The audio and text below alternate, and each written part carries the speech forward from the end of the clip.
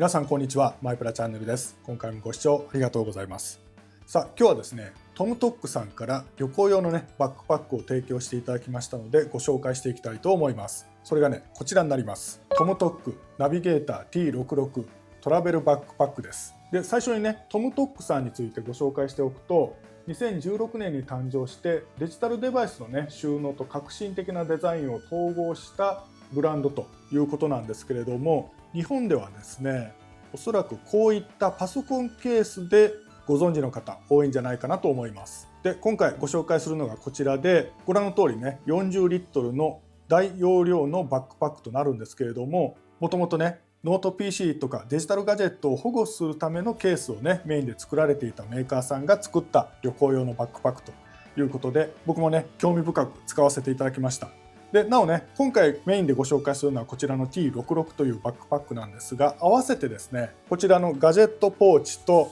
それからボディバッグですね、この2つも提供していただいておりますので、このバックパックをね紹介する中でこの2つのガジェットポーチボディバッグも紹介していきたいと思います。それではね早速始めていくんですが、まずは開封シーンご覧いただきたいと思います。はい、ではトムトックの3製品開封していきたいと思います。まずは T66 ですね、一番大きい製品からいきたいと思います。はい、それではオープン。よいしょ。はい、取り出します。40リットルのリュックということなんですが、今この段階で取り出した段階では結構コンパクトなイメージですね。もちろん圧縮というか小さくされていると思うんですけれども、こういう袋に入っている状態です。で開けていきますね。はい、出します。オープン。もう今なんかしっかりと四角くなっておりますけれども、はい、こういう状態です。こう丸くなってるんですが、これが蓋がね中に入ってるんですね。よいしょ。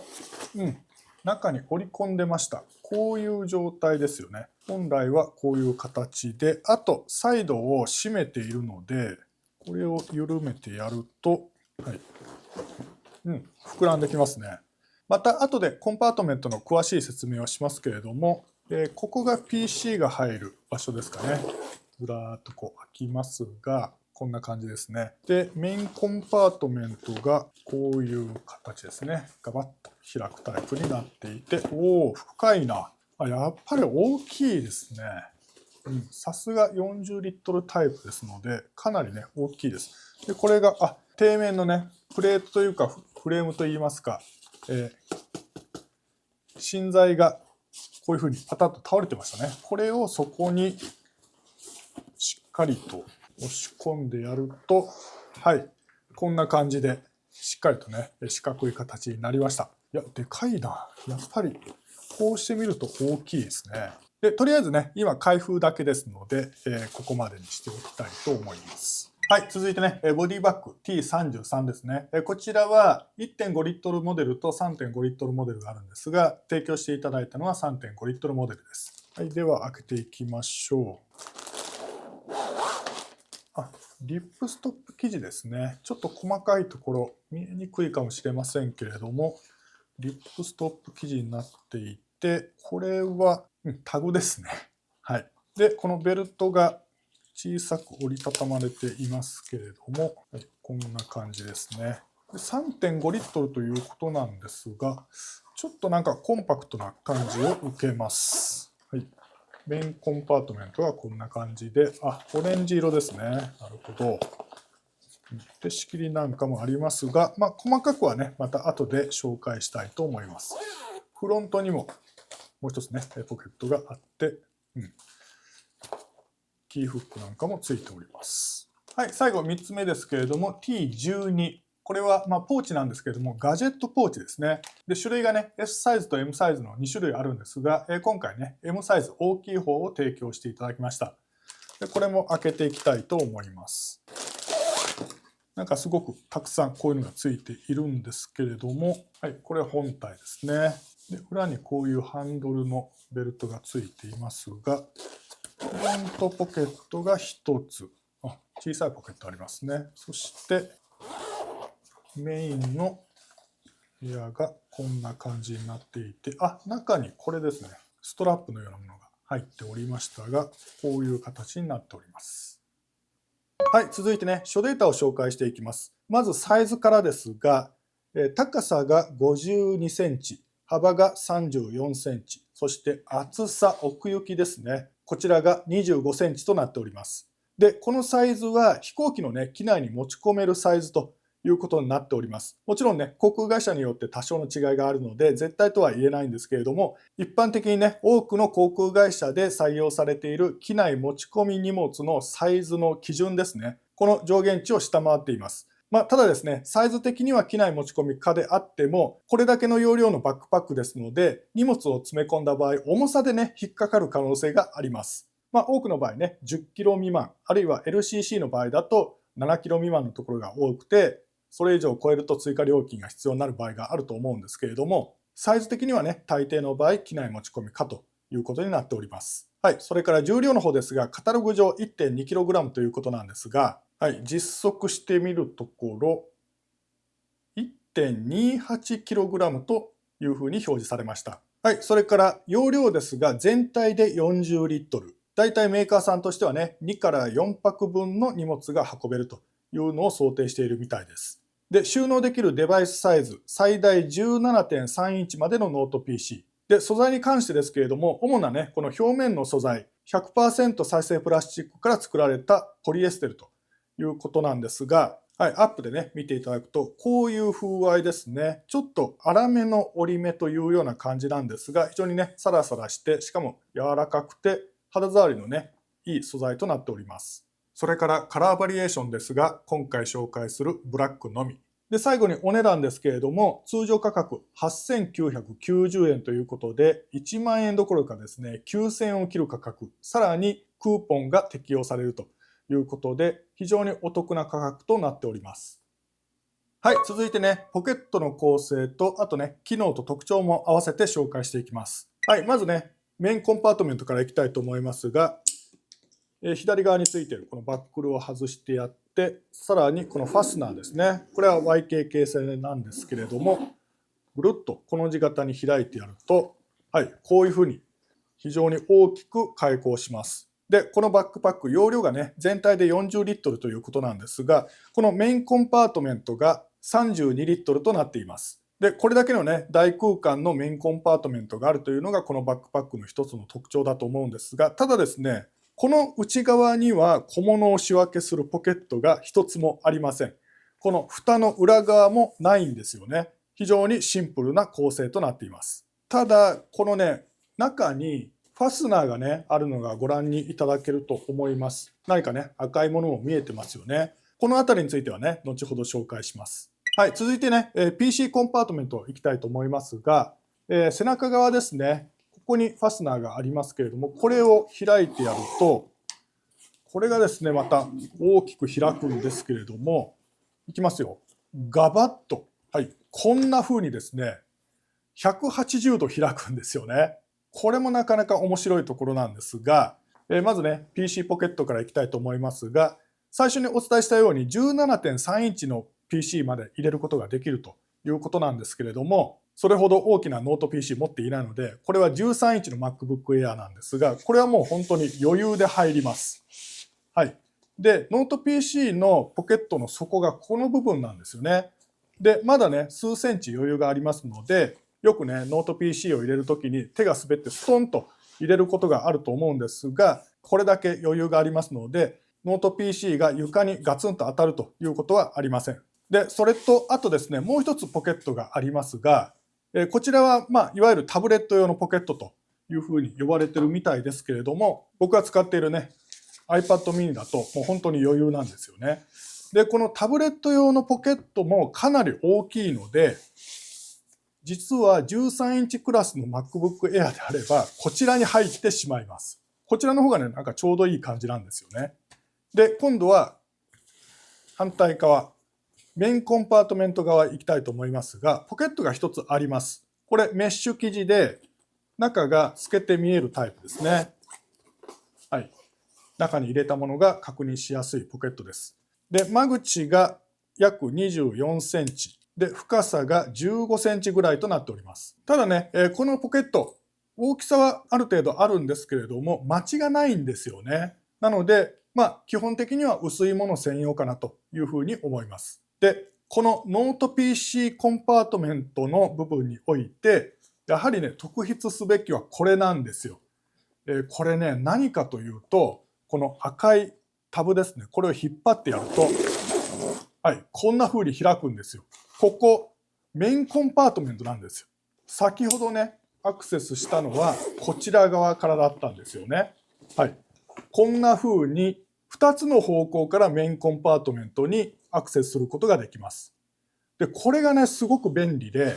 実際にね、後でパッキングした例をね、お見せして、どういったところが便利なのかというのは具体的に見ていただくんですが、先ほどですね、このメッシュポケット、マチがないので、薄いものしか基本的には入れることができませんよというふうにお伝えしたんですけれども、実際ね、PC 周辺で持ち運ぶ機器として、例えば Windows ノート PC であれば、かなり大きな AC アダプターとかもありますよね。あとね、2万ミリアンペア、3万ミリアンペアぐらいの大容量のモバイルバッテリーとか、人によってはね、マウスなんかを持ち運ぶという方もいらっしゃると思いますけれども、そういった立体的なものをガジェットポーチに入れて、このメインコンパートメントの上の方に入れておけば、ノート PC コンパートメントからこの機構を使ってアクセスすることができるわけなんですよ。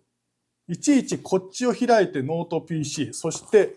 こちら側から周辺アクセサリーを取り出すという必要がなくなります。そういった面でも、このね、ノート PC のコンパートメント側からガバッと開くこういう機構、めちゃくちゃ便利だと思いました。はい、それから外からね、直接アクセスできるポケットを紹介しておきます。まず1つ目がこの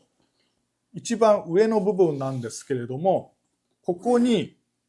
トップポケットがあります。で、このポケットが結構大きくて、間口が約18センチぐらい、そして奥行きも約18センチ近くということで、これ真上から見て、この部分ですね、ここがポケットとなっております。結構ね、奥行きは深いですね。背負った時にね、首の後ろの位置ということで、セキュリティ的にもね、結構高いと思いますので、割とね、ここには貴重品を入れるのにいいのかなと思います。こちらね、iPhone 16 Pro ですけれども、これ縦で当然ガバッと入りますし、ちょうど横向きでもこういうふうに入れることができます。ただね、長財布、旅行に長財布を持っていくかと言われたらちょっと首をかしげるところはあるんですけれども、これかなりコンパクトな長財布なんですが、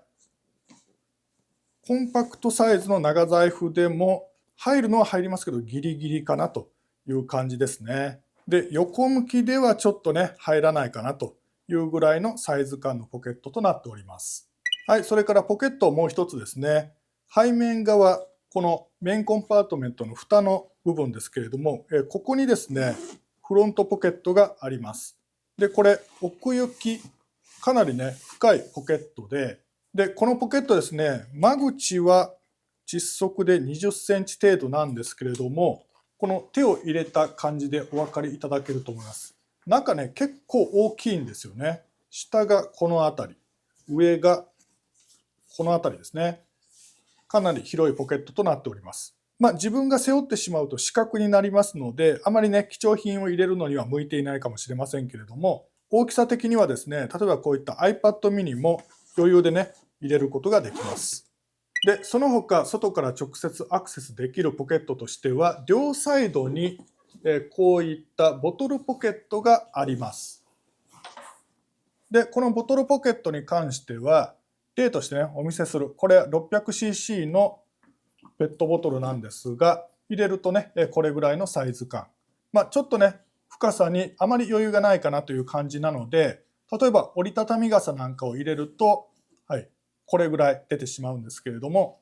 両サイドにこれが設けられております。はい、それから、背中側に行きたいと思いますけれども、はい、まずは背中が接する面なんですが、ご覧の通りですね、クッション材が入っているパッドが4つあります。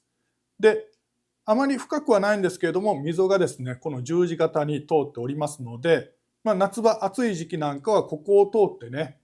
熱気が逃げていく、あるいは横からね、空気が入るというような構造になっています。で、縦のね、この中心の溝のところにラゲッジパススルーの機構がついておりますので、この辺りね、やっぱり旅行を意識したバッグというだけのことはありますね。スーツケースの取っ手の部分をここに差し込んで、スーツケースと一緒にして引っ張って移動することができます。はい、それからこのショルダーハーネスですけれども、体に当たる面はご覧の通り、このね、背中の面と同じメッシュ生地になっております。で、特徴的なのは、こうやってね、見ていただくとお分かりだと思うんですけれども、X 字になっていますよね。人体工学に基づいた体にね、フィットするような形状になっておりますし、あとね、このショルダーハーネスの幅ですよ。かなり幅広に作られています。実測で8センチぐらいですかね。8センチ弱ぐらいの幅で作られていて、このね、ショルダーハーネスって幅が広いほどやっぱり肩への負担が少ないんですよね。先日もね、撮影も兼ねてこれを1時間ほど背負っていたんですけれども、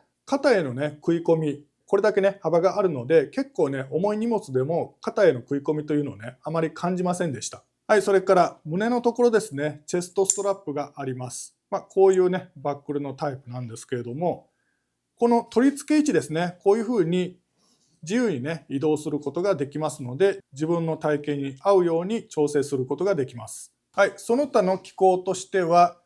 このトップとサイドにこういったハンドルがあります。ですので、こういうふうに横持ちもできますけれども、で、特にですね、このトップハンドル、これがね、かなり本格的なハンドルで、結構長いですよね。両手で持つこともできますし、あとね、ご覧の通り、結構分厚いですし、クッション材が入っているので、持った時のね、感触もすごくいいんですよね。で、おまけにですね、この内側、メッシュ生地になってるんですよ。こういったね、バックパック、背負うのはもちろんなんですけれども、背負っている時間だけではないんですよね。結構こういったハンドルを握って移動させる時っていうのは多いわけですよ。そういった時に、これ大容量モデルですので、かなり重量もある状態でハンドルを持って移動させないといけない場合が想定されますので、非常に頑丈にハンドルが作られているのもかなりね、いいポイントなんじゃないかなと思います。はい、続いてね、実際にパッキングしてみたいと思います。で、今回パッキングする荷物、冬場の2泊3日の旅行を想定してみました。で、これがね、主な荷物なんですけれども、大きい衣類のパックと小さい衣類のパック、2泊分の着替えです。ただ、これはですね、冬場の2泊3日の着替えということで、僕はね、ちょっと詰めてみたんですけれども、夏場の薄着の時期であれば、2泊分といえばですね、多分、これ1パックぐらいになるんじゃないかなと思います。その辺ですね、自分ならどれぐらいかなというのを想像しながら見ていただきたいんですけれども、とりあえずね、詰めていきたいと思います。はい、まずはメインコンパートメントにこれですね、こちらを入れていきたいと思いますが、これだけ大きいので、これ横向きで十分入りますね。全体のね、下半分ぐらいで入ります。で、もう一つ、この小さいパックですけども、これも下に入りますね。はい。ということで、この下半分で入ってしまいました。で、あとは、これガジェットポーチなんですけれども、これを上の方に入れておいて、それとあと洗面具ですね。タオルなんかはこちらに入っているんですけれども、これを入れても、まだですね、これだけ空いているわけなんですよ。で、例えばですね、出張で革靴履いていくんだけども、現地でね、ランニングもしたいという方、これ靴が入ってるんですが、ランニングシューズなんかを入れるのも、はい、十分これ入ります。こんな感じなんですよね。で、これ閉めますね。はい、それからね、出張の場合だとノート PC を持っていくことが多いと思うんですけれども、一応ね、ノート PC も入れてみましょう。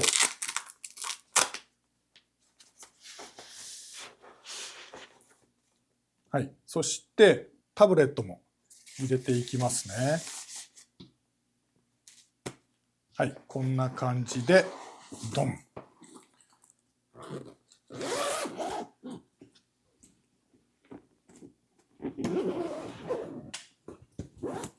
はい、これでパッキング完成となります。どうでしょう。先ほどお伝えしたように、冬の2泊3日の想定ですので、実際今入れてる荷物って夏場であれば4泊以上できる荷物だと思うんですよね。それがね、余裕で入って、この辺ね、隙間があるんですよね。かなり余裕の大容量だと思います。で、ここでね、ちょっと話それるんですけれども、さっきお伝えしていたガジェットポーチを上の方に入れておくという話、ちょっと触れておきたいと思います。例えばね、目的地への途中、飛行機の乗り換えとか、電車の乗り換えの待ち時間ですね。そういった時にちょっと仕事しようと思った時に、ここを開いてやって、ノート PC を取り出すわけじゃないですか。で、あとね、周辺アクセサリー、例えばモバイルバッテリーとか SSD とか何か必要なものがあるという場合に、薄いものであればここにね、収納しておけるんですけれども、立体的なもの、ガジェットポーチに入れてメインコンパートメントにね、収納するしかないですよっていうような話をしたと思うんですが、上の方に入れておけば、ここを引っ張ってやって、ガジェットポーチ取り出すことができるんですよ。要はメインコンパートメント。こちら側からですね、開けて取り出す必要がないんですよね。まあ個人的な話なんですが、僕は旅の目的地、例えば宿に着くまでこのメインコンパートメント開けたくないんですよ、途中で。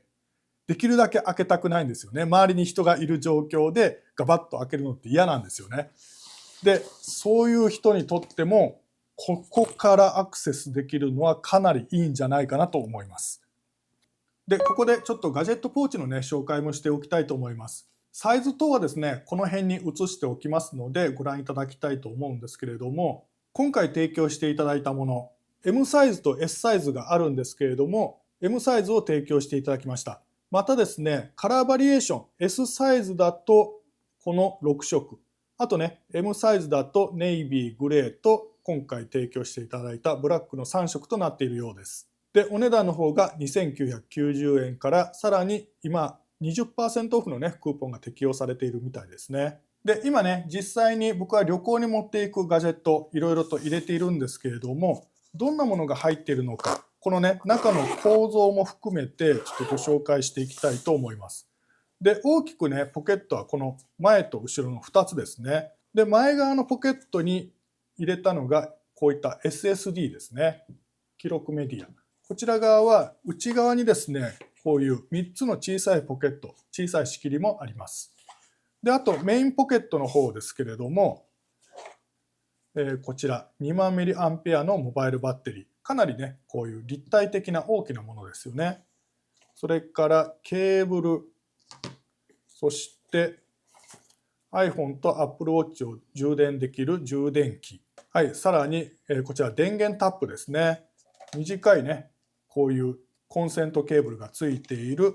電源タップ。で、あと、こういう短いケーブルと、はい、こちら USB-C ハブですね。こういったものを入れてみました。あとね、人によっては、こういったね、マウスを入れていくという方もいらっしゃると思うんですが、見た目ね、小さいんですけれども、結構入るんですよね。で、また詰めていきますけれども、これ旅行だとこれにさらにカメラをね持っていくと思いますので、カメラのバッテリーや SD カードですね、記録メディアなんかも入れると思います。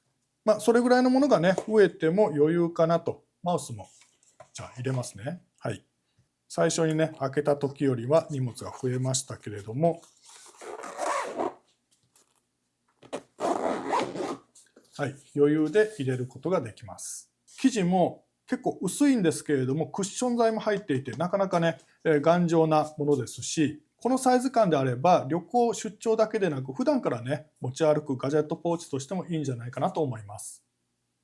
はい、ということでね、ここまで、こちらトムトックさんのナビゲーター T66 トラベルバックパックをご紹介してきたんですけれども、最後にですね、ここ1ヶ月ほど使ってみて、良かった点、それから気になった点をご紹介していきたいと思います。まず使ってみて良かった点の1つ目なんですが、これはですね、このバックパックのもう代名詞というか、大きな特徴の1つ目ですね。大容量という点です。先ほどもですね、パッキングの例を見ていただきましたように、このバックパック全体で40リットル、そして何といってもここですよ。メインコンパートメントだけで32リットルの大容量、大空間。これがね、このバックパックの一つの魅力だと思います。で、こうやってね、実際詰めてみた感じで言うと、メーカーさんとしてはですね、2泊から4泊程度を想定しているということなんですが、おそらくね、夏場であればこれで2泊分ぐらいなんですよね。で、着替えで言うと、今これ2泊分でこういう状態ですから、1週間分入れてもですね、まだ余裕なわけですよ。これはね、かなり魅力的。特に長期の旅行とか出張が多い方にはいいバックパックなんじゃないかなと思います。で、これに加えてですね、2つ目のポイントは、やはりね、このメインコンパートメントへもう一つアクセスする方法があるということですよね。このノート PC のコンパートメントを開いてやって、ここを開けば、はい、こういうふうにメインコンパートメントにアクセスすることができる。これもめちゃくちゃ便利だと思います。移動の途中でちょっと物を取りたいという時に、やっぱりね、こちらを開けたくないんですよね。きっちりとパッキングしている場合が特にそうなんですけれども、できるだけその駅とか空港でここを開けたくないんですよ。そういう時に、このね、ノート PC コンパートメント側からちょっとだけ開けて物を取り出す。もちろん最初にこのパッキングを考えておかないといけないわけなんですけども、この機構があるっていうのはすごく便利だと思いました。はい、さらにね、3つ目の良かった点、それはですね、この名前なんて言ったらいいのかちょっとわからないので、一応ここではサイドストラップというふうにお伝えしておきますけれども、このサイドストラップで少ない荷物の時にも対応できる。これがね、すごくいい点だと思います。で、実はね、こういった大容量のバックパック、特に大きな荷室一つがドーンと空いているようなバックパックって苦手なものがありまして、それは何かというと、荷物が少ない時なんですよ。で、ここでちょっとね、皆さんご存知だと思いますが、パッキングの基本についてちょっと触れておきたいと思います。背負った時に軽く感じる、長時間背負っていても疲れにくいパッキングってあるんですよね。で、それのコツっていうのが、重たいものほど上の方へ、そして背中に近い方にパッキングするっていうことなんですよ。ところがね、こういった大空間のバックパック、常に32リットル、40リットル満帆入ってるわけじゃないじゃないですか。逆に少ない時の方が多いんですよね。で、そうすると、もう重力の影響で必ず中に詰めたものは下へ下へとだんだん沈んでいきます。上が空いて下が重い状態になるんですよね。で、こうなってくると背負った時にですね、後ろに引っ張られるんですよ。で、引っ張られたくないので体は前にこう前傾するんですよね。で、これがね、疲れの原因になっていくんですけれども、大きいバックパックって往々にしてそういう弱点があるんですよね。その弱点を解決してくれるのがこのね、サイドストラップなんですよ。ちょっとお見せしたいと思いますが、はい、例えばね、荷物がこれだけしかないとしましょう。で、この荷物ね、先ほどはこれ横向きでこういうふうに入れて、下の方に詰めましたね。そしてこの小さい方も、はい、こういうふうに下の方に入れて、こうやって入れたんですけれども、これだともうお分かりですよね。重心が下の方に行って、このまま背負うとかなりしんどいわけですよ。で、これどうするかというと、はい、こういうふうに入れてやってですね、縦に並べるんですよね。で、そうすると、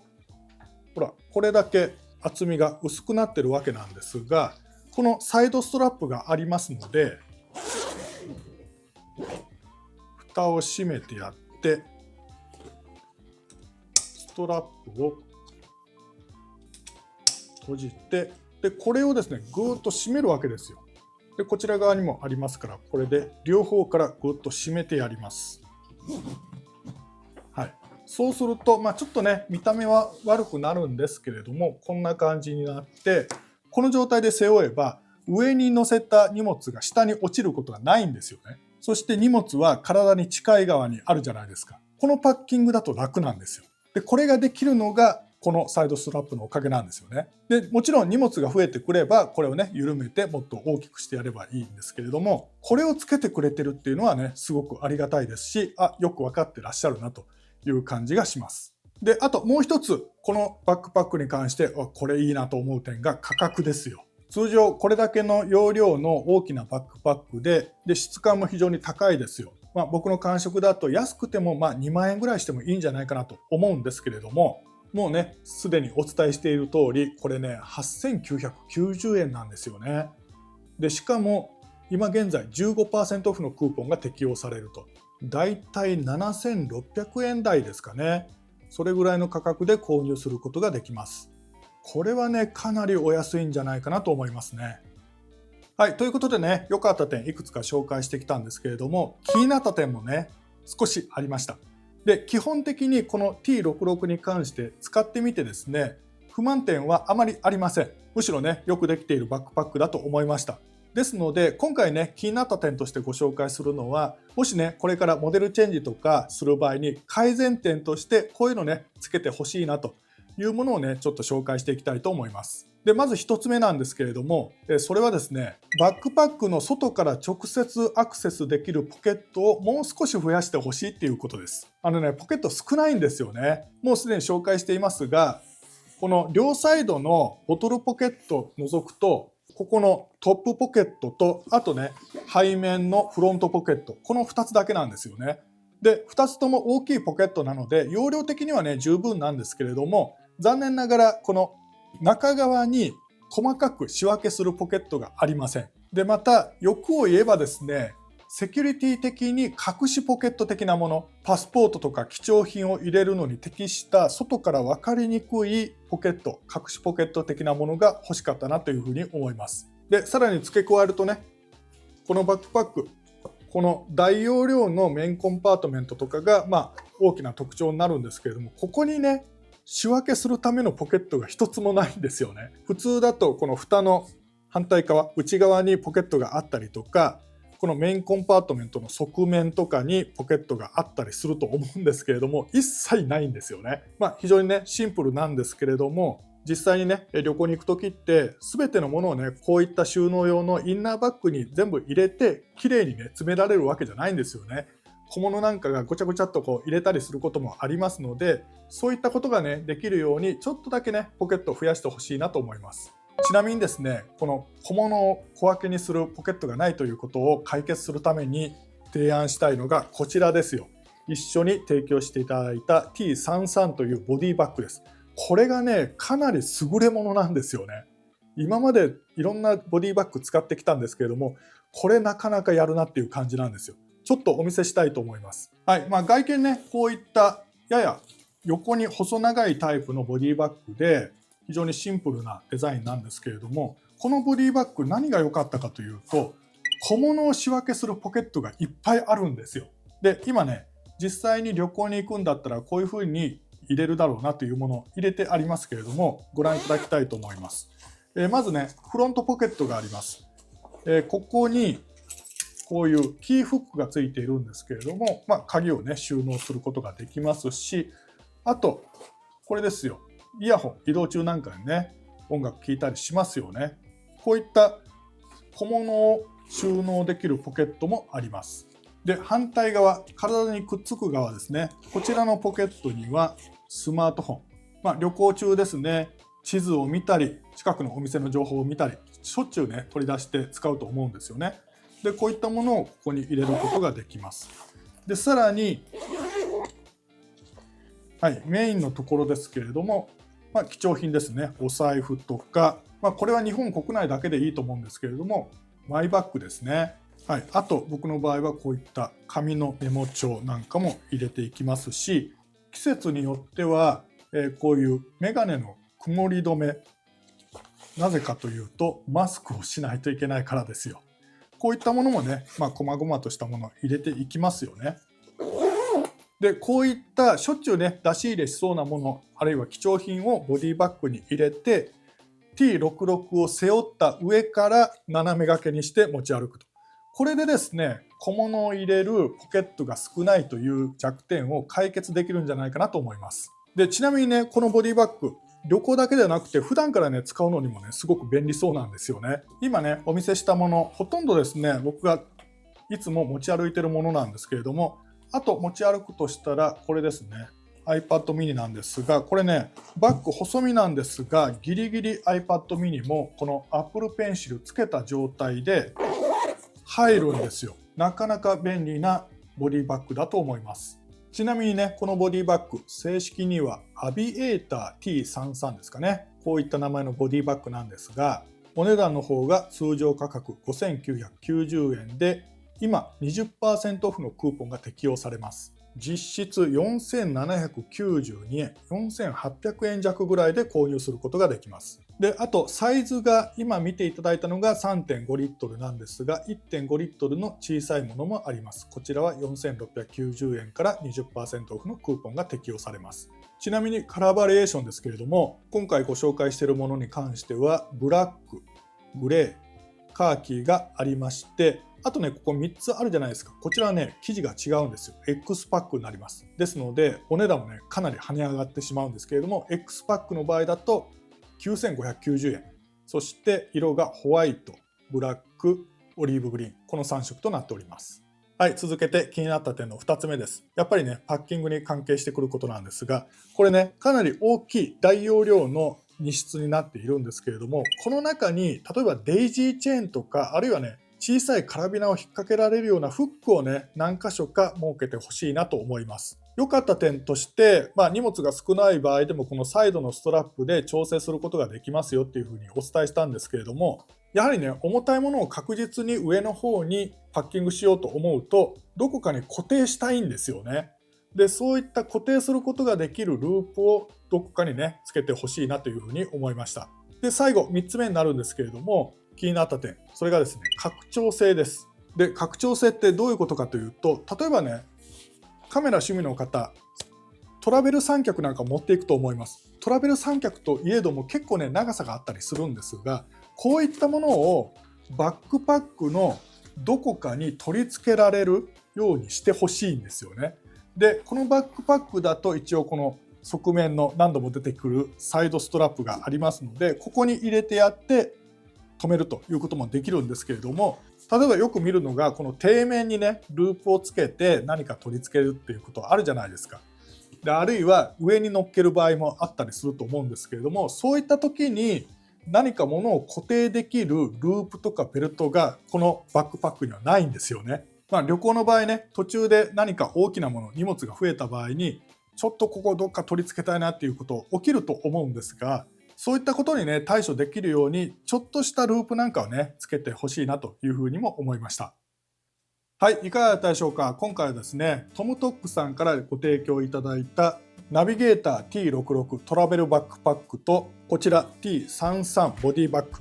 さらにガジェットポーチも合わせて紹介してきました。で、今回の主役はですね、この T66 だったわけなんですけれども、最後にね、気になった点いくつか紹介しましたけれども、総合的に見てね、これ非常によくできているいいトラベルバックパックだと思います。特に長期間の旅行、それから出張に行かれる方には強い味方になってくれると思いますし、あとですね、このボディバッグ、それからガジェットポーチも非常にね、よくできていて、こちらはですね、普段使いに本当にね、おすすめできるものになっているというふうに感じました。ぜひね、気になった方はチェックしてみてください。この動画が少しでもね、参考になったよという方は、応援の意味を込めて高評価押していただけるとすごく嬉しいです。また、チャンネル登録まだの方、ぜひね、チャンネル登録をお願いします。それではまた次回の動画でお会いしましょう。